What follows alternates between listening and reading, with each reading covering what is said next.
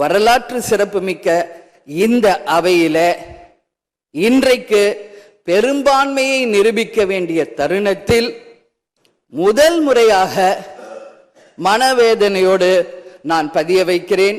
இங்கு குதிரை பேரம் நடந்ததாக இன்றைக்கு எதிர்கட்சிகள் அத்தனை பேருமே அதை சொல்லும் பொழுது, இதுவரை தமிழக அரசியல் வரலாற்றில் நடக்காத ஒரு விஷயம். அதே போல முதலமைச்சர் அன்னைக்கு சொன்னாரு, இங்க முகம் மூடி யாரும் செல்ல வேண்டிய அவசியம் இல்லை, அனைவருக்கும் ஒரு வெளிப்படையான ஆட்சி தான் செய்வோம் என்று. அப்படி இருக்கையில் முதல்வர் அவர்களை சந்திக்க யார் முகத்தை மூடிக்கொண்டு அன்று வாகனத்தில் சென்றார்கள் என்பதை நிச்சயமாக மக்களுக்கு தெரியப்படுத்த வேண்டும் என்பதை இந்த நேரத்திலே நான் கேட்டுக்கொள்கிறேன். ஏன்னா அதற்கு காரணம் குதிரை பேரம் என்றால் இதைவிட ஒரு தலைகுனிவு இந்த வரலாற்று சிறப்புமிக்க அவையில் எதுவுமே கிடையாது.